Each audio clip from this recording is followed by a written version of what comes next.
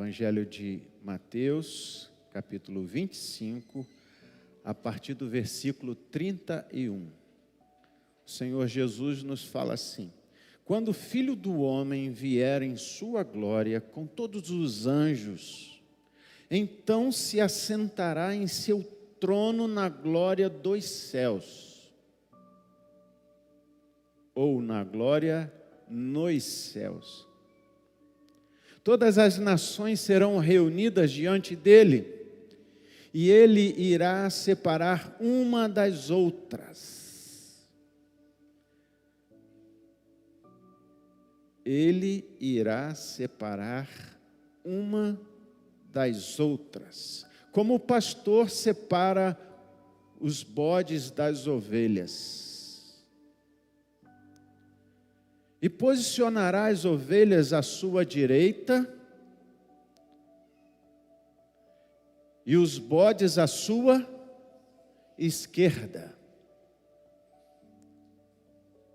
Então dirá o rei a todos que estiverem à sua direita: vinde, abençoados de meu Pai, recebei como herança o reino, o qual vos foi preparado desde a fundação do mundo. Agora pule comigo para o versículo de número 41. Mas o rei ordenará aos que estiverem à sua esquerda: malditos, apartai-vos de mim, ide para o fogo eterno, preparado para o diabo e seus anjos. Herdeiros do reino é o título da mensagem de hoje. E eu gostaria de iniciar esta pregação fazendo uma pergunta para você: qual reino você pertence? De que reino você faz parte? Nós estamos olhando aqui na ótica do Senhor Jesus, no reino dos céus, o reino de Deus. Mas nós sabemos que existe um outro reino, que é o reino do mundo, o reino das pessoas, da pessoa humana. Aí você logo pensa: poxa, mas e o reino do diabo? Não. O diabo não tem reino. Ele tem um império, mas não tem reino. Existe um reino do mundo e existe um reino de Deus. E é importante que você entenda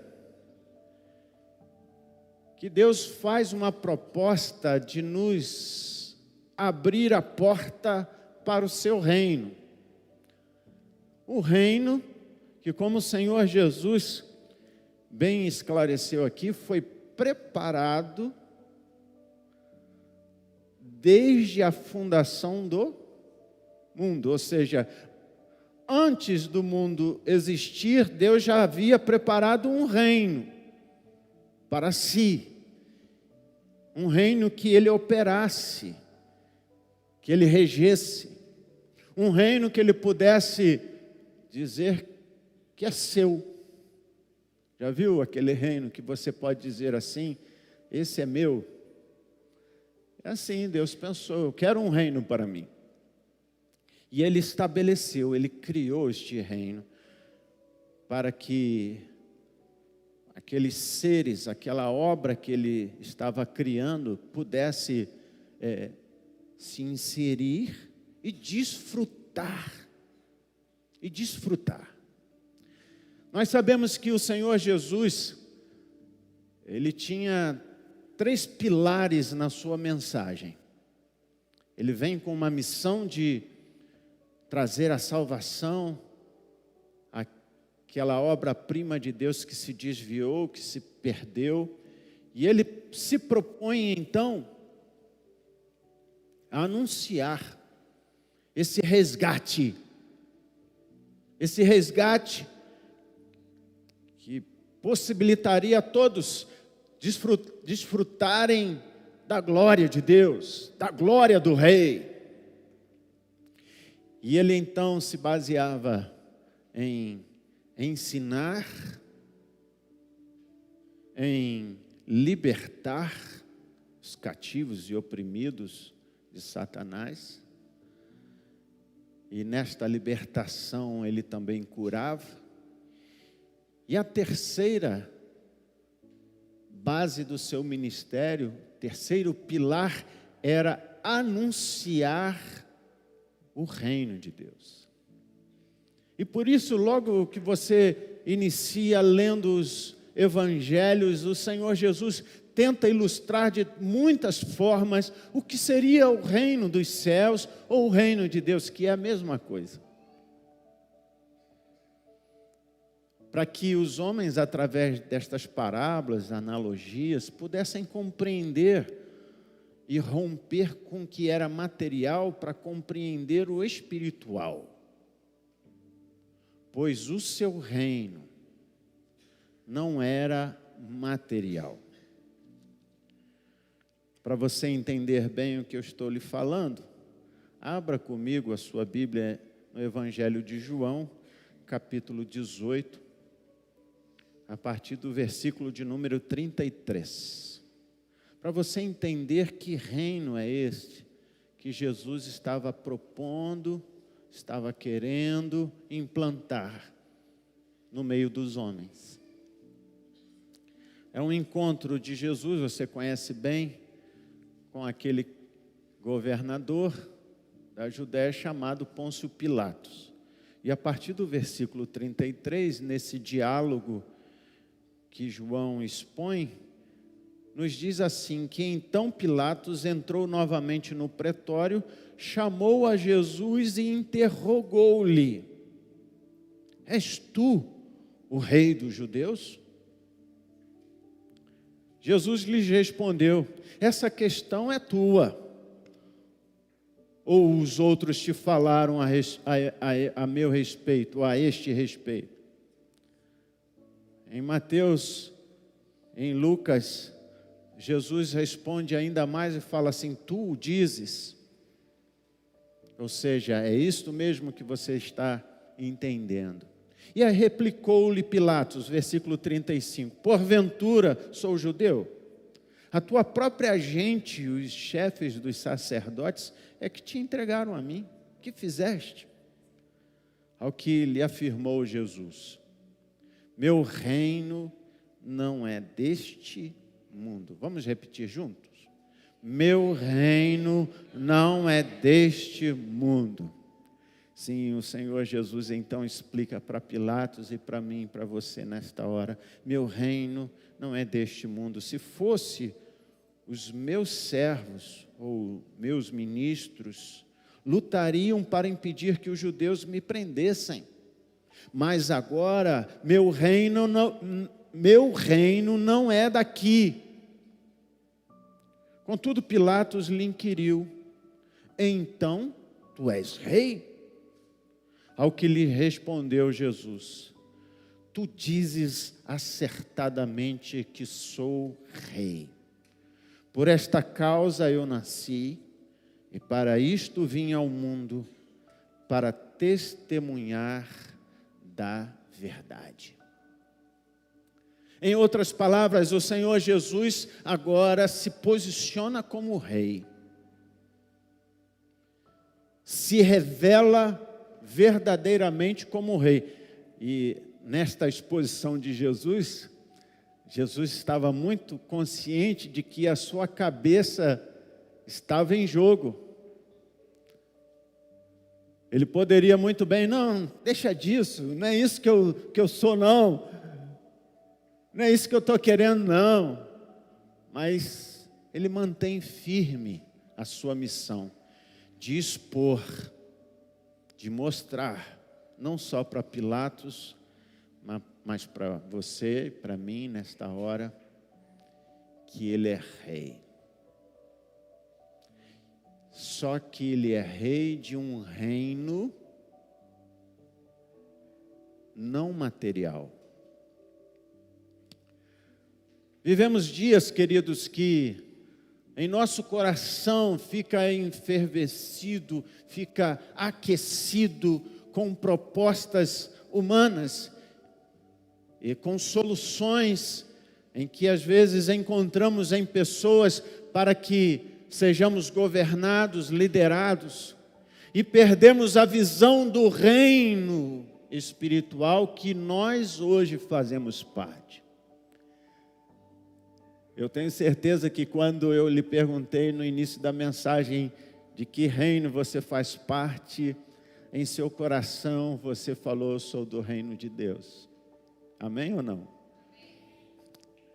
Você faz parte de um reino, e este reino é um reino espiritual em que o Senhor Jesus se torna rei, cumprindo profecias profundas.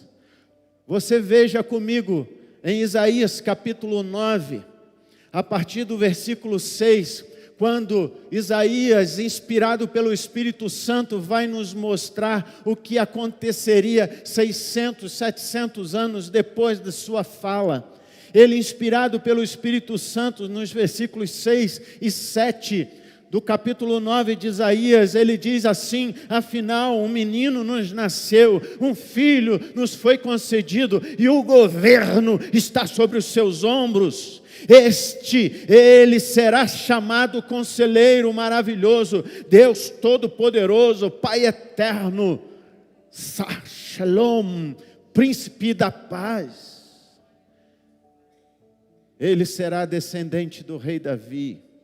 O seu poder como rei se multiplicará sobremaneira, e haverá plena paz em todo o seu reino.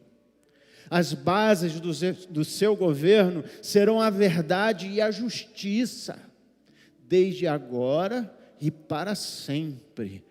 O zelo de Yahvé, o Senhor dos exércitos, fará com que tudo isso se realize. Aleluia. A base do seu governo, querido, é a verdade e a justiça. E todos aqueles que são inseridos, mergulhados neste reino, desfrutam de paz.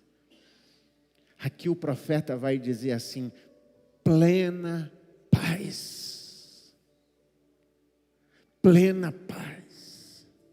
Eu quero lhe dar aqui uma chave para você identificar as vezes que você está no reino e de repente abre a porta e sai dele.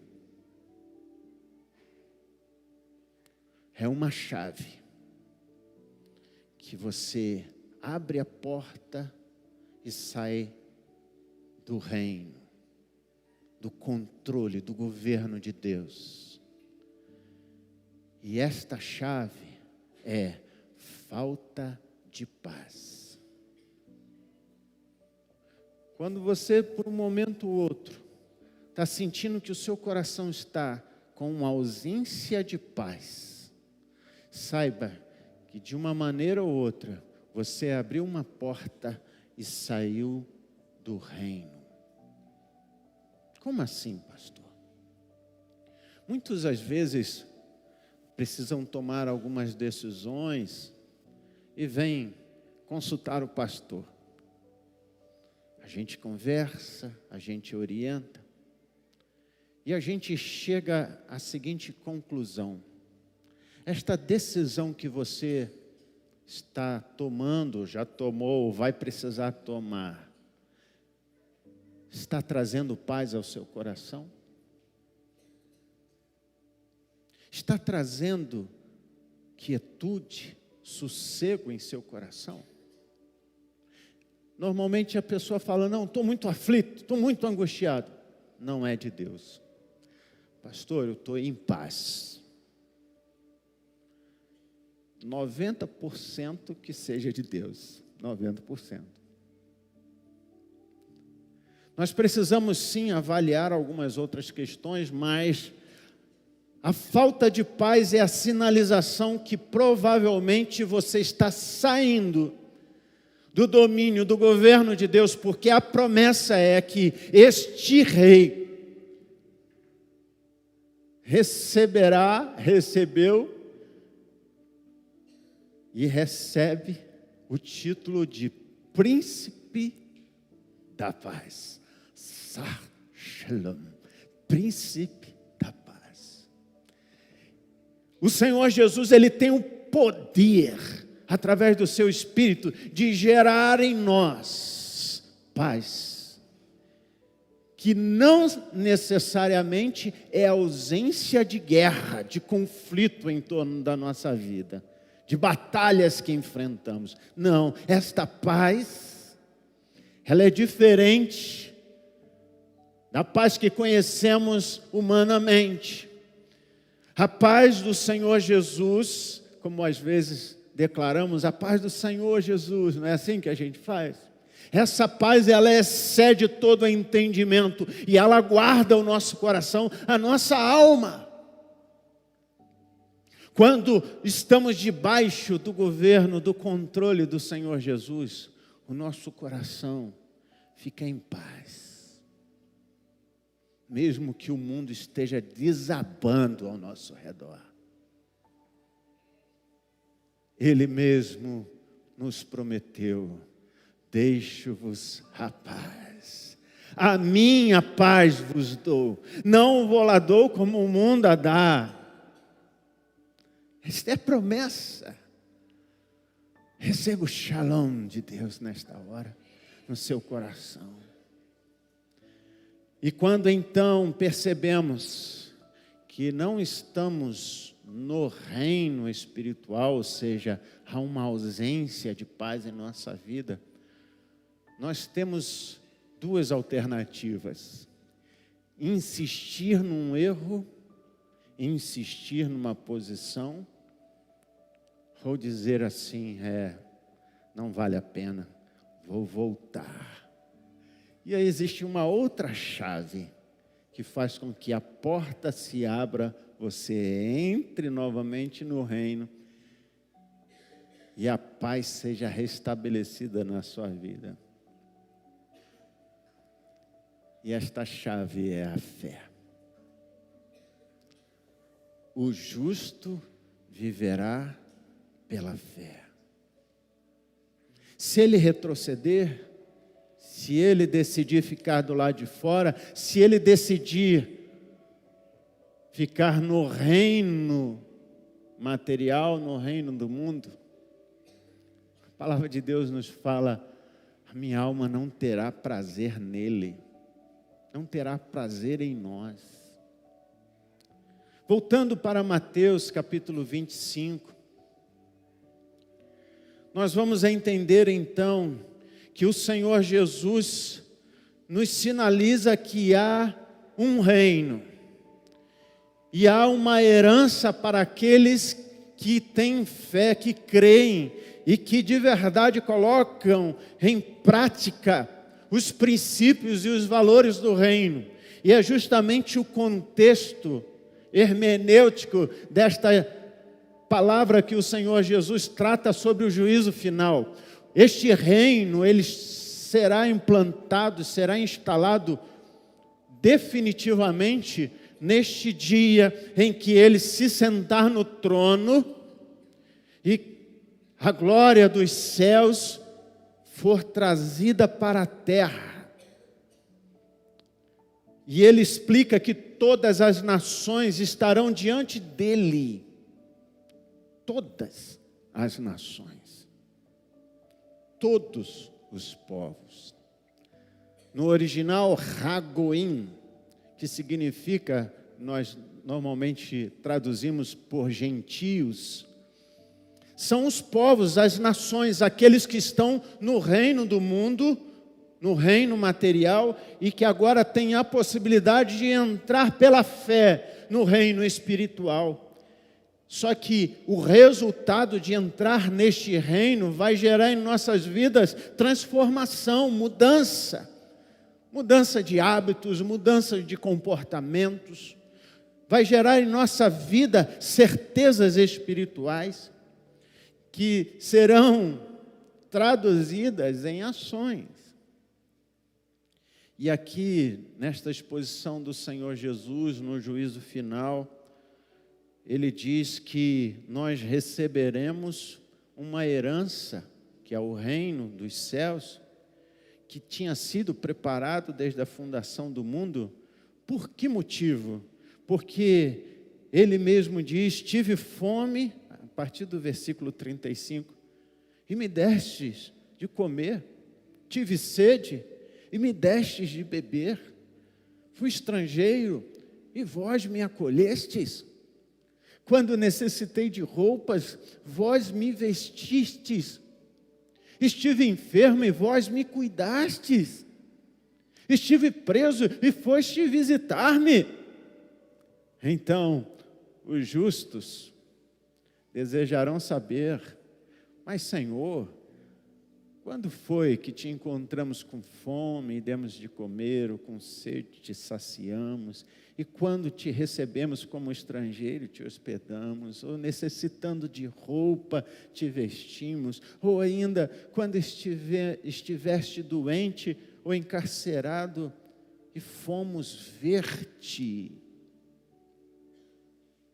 Então o rei, esclarecendo-lhes, responderá: com toda certeza vos asseguro que sempre que o fizestes para alguns destes meus irmãos, em outras versões, estes pequeninos irmãos, mesmo que ao menor deles, a mim o fizestes. Traduzindo para você, quando nós entramos no reino dos céus, quando fazemos parte e temos consciência de que agora nós não somos de nós mesmos, nós pertencemos a um rei que governa a nossa vida, que dirige os nossos passos, as nossas ações, as nossas palavras. Tudo isso vai sendo traduzido, vai sendo representado por ações. Nós somos herdeiros de um reino, sim ou não? Agora, este reino que é dos céus, um reino espiritual, precisa ser materializado em nossa vida, para que as pessoas vejam as nossas boas obras e glorifiquem a nós.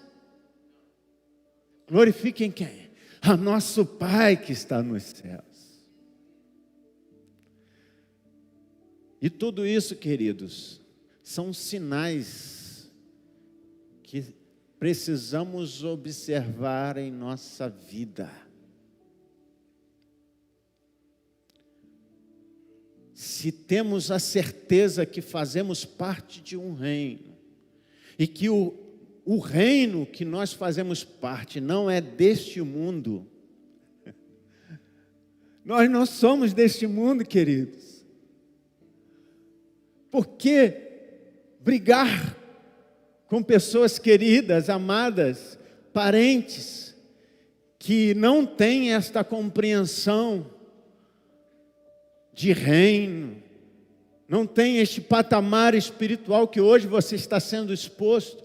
Porque você vai se debater com situações que mais trazem mal, prejudicam vidas. Você precisa transformar o que Deus fez na sua vida em ações, para que essas vidas que não compreendem ainda a mensagem do Evangelho de Jesus, a mensagem de transformação do Senhor Jesus, essas pessoas compreendam por nosso testemunho, por nossas ações, por nossas palavras. Eu dizia há dias atrás: cuidado com as armadilhas,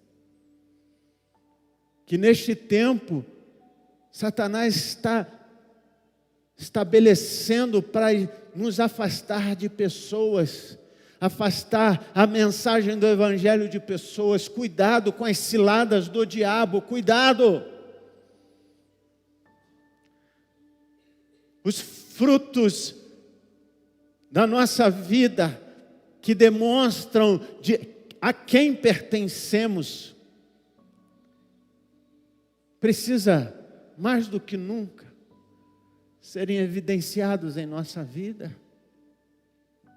E Jesus é muito claro, olha, aqueles que demonstram, através do fruto do Espírito Santo, através da ação do poder de Deus, eles serão benditos, serão abençoados de meu Pai, e eles possuirão o reino dos céus, e viverão eternamente neste reino, desfrutarão eternamente deste reino. Mas você também pode continuar se opondo, resistindo a esta ação doce, amorosa de Jesus, nos convidando para mudarmos a nossa mente, as nossas ações, e aí sim, se afastar dos princípios e valores do reino. Agora, se você cai nesse erro e insiste neste erro, a palavra que você receberá no final não será uma palavra agradável, e eu penso que ninguém gostaria de ouvir estas palavras, mas é uma realidade espiritual, então eu preciso ler novamente para você entender. O rei, no versículo 41, ordenará os que estiverem à sua esquerda: malditos, apartai-vos de mim, ide para o fogo eterno, preparado para o diabo e os seus anjos. Veja bem, o oposto de um reino que foi preparado desde a fundação do mundo para um lugar de tormento, de tristeza, um lugar de sofrimento, resumindo a ópera, que é preparado para quem? O diabo e os seus anjos. Muitos acham que o inferno é uma linguagem metafórica apenas para manter o medo e fazer com que as pessoas se voltem para Deus. Na Idade Média até foi, mas hoje nós temos acesso às Escrituras e percebemos que o inferno é uma realidade espiritual em oposição à realidade espiritual do reino dos céus. Só que não foi feito para mim e para você. Foi feito para quem se rebelou contra Deus. Neste lugar ele não ficará reinando, como muitos acham que o diabo no inferno vai ficar com um tridente, espetando um, espetando o outro, ele que vai estar governando a bagunça no inferno. Negativo. Esta condenação é para ele, é uma condenação que ele sofrerá. Mas não foi feito para mim e para você. Nós fomos chamados para um reino, para sermos herdeiros de um reino. E vivermos neste reino, rompendo com a nossa força humana de olhar só para o material, o social. Se você puder ir comigo para Daniel, uma outra profecia, no capítulo 2, a partir do versículo 44, você vai entender melhor o que eu estou falando a respeito de um agir de Deus para estabelecer o seu reino. Aqui é a conclusão da explicação que Daniel dá a Nabucodonosor a respeito de uma estátua, não vou pregar sobre isso agora, em que havia nesta estátua partes, cabeça de ouro, peito de prata, cintura de bronze, pés de ferro e tudo mais. Ferro, hoje, significa um reino que se estabeleceu juntamente com barro, uma lama, e está ali aquela imagem, de repente, é deslocada uma pedra que vai então destruir toda a estrutura humana, ou seja, esta estátua é o reino do mundo.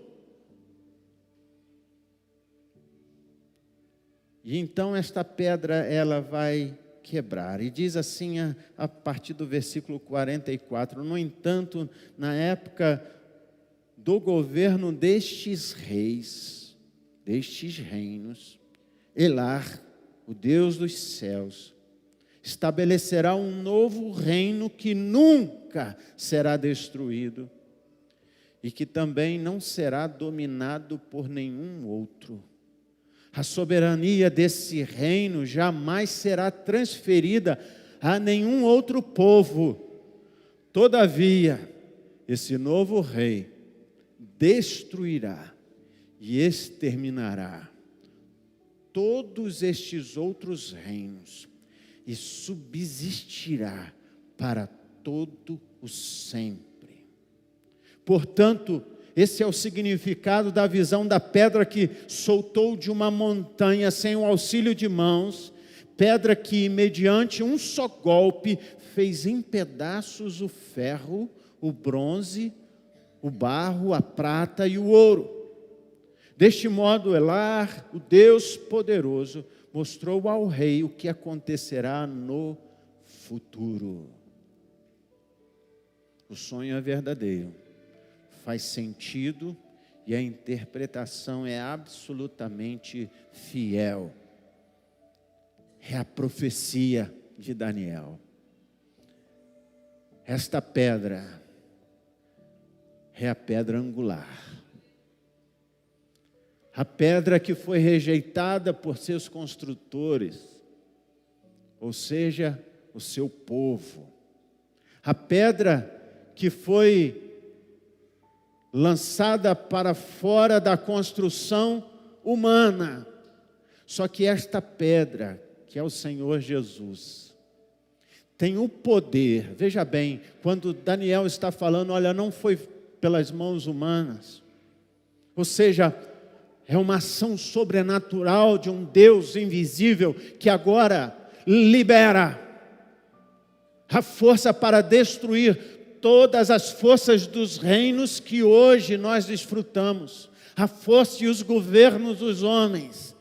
Esta pedra colocará fim à humanidade e abrirá um futuro eterno. Este rei, Melech Haolam, rei do universo, o rei todo-poderoso, estabelecerá um reino eterno, e aí nós chamamos isto de vida eterna, que Ele nos garante quando temos e depositamos nele a nossa fé. Eu sei que tudo isso que eu estou falando para você talvez seja muito difícil de entender, mas eu quero que você saia deste lugar, pelo menos com esta certeza, porque eu sei que é natural também que a todo instante você queira se confundir com as questões humanas que vivemos, as oscilações de governos que vivemos, e aí você fica sempre naquela expectativa: Deus, quando o Senhor vai ouvir a minha oração, estabelecer o teu reino em nossa vida, estabelecer a tua vontade no povo brasileiro, estabelecer a tua vontade no planeta Terra. Esta é uma inquietação humana que, quando não temos o Espírito Santo, sempre estará povoando a nossa mente. E foi isso que aconteceu com os discípulos. Quando o Senhor Jesus ressurgiu, eles perguntaram para Jesus: quando o Senhor vai restabelecer o reino a Israel? A todo instante eles aguardavam o Messias, que fosse um governador, que fosse um imperador humano. Diante de tudo que Jesus explicou, e foi necessário então o Senhor Jesus falar para eles o que está escrito em Atos para a gente encerrar, capítulo 1, versículos 6, 7 e 8. Então, os que se haviam reunido lhe consultaram. Atos 1, a partir do versículo 6. Senhor, será este o tempo em que restaurarás o reino a Israel? Veja a inquietação, já é antiga, desde o primeiro século. E ele lhes afirmou: não vos compete saber as épocas ou as datas que o Pai estabeleceu por sua exclusiva autoridade. Contudo, recebereis o poder quando o Espírito Santo descer sobre vós. E sereis minhas testemunhas, tanto em Jerusalém, como em toda a Judéia e Samaria, e até os confins da terra. Você pode ficar de pé no seu lugar? E o que Jesus estava querendo dizer com isso? Olha, este reino que vocês aguardam, que vocês querem, um líder humano que governe, não foi, não é e nunca será a proposta do céu. Aqui na terra, vocês irão desfrutar de um reino dos céus. Venha o teu reino, seja feita a tua vontade, não é assim que a gente lê e proclama? Na terra como é feita no céu. Vocês estabelecerão este reino, viverão neste reino, através de uma única chave: o poder do Espírito Santo. Este poder vocês receberão quando forem mergulhados, batizados no Espírito. E aí sim vocês terão poder para ser minhas testemunhas. Só que o original desta palavra testemunhas, é martireu. Vocês terão poder para ser meus mártires, anunciando um reino que não terá fim. Vocês terão poder para anunciar esta mensagem, se matando a si mesmos, rompendo consigo mesmos e vivendo uma outra realidade espiritual aqui em Jerusalém, em toda a Judéia e Samaria e até os confins da terra. Este poder, amados, do Espírito Santo é a força do céu em nós, para as escamas dos nossos olhos caírem, compreendermos as movimentações, as articulações, a orquestração do mal contra nós, contra a igreja de Jesus, e na autoridade do nome de Jesus, lançarmos por terra principados e potestades de um império das trevas, que se levantam contra a igreja, tentando impedir a igreja de avançar, de compreender e anunciar que breve o Rei dos Reis voltará. Ele voltará para levar a sua igreja, não para desfrutar de um mundo de coisas materiais, não, coisas perecíveis, não. Vai ser de uma eternidade de coisas imperecíveis, de coisas que não terminarão, da alegria, da paz, que nunca terá fim. Ele voltará, o Rei dos Reis, Senhor dos Senhores.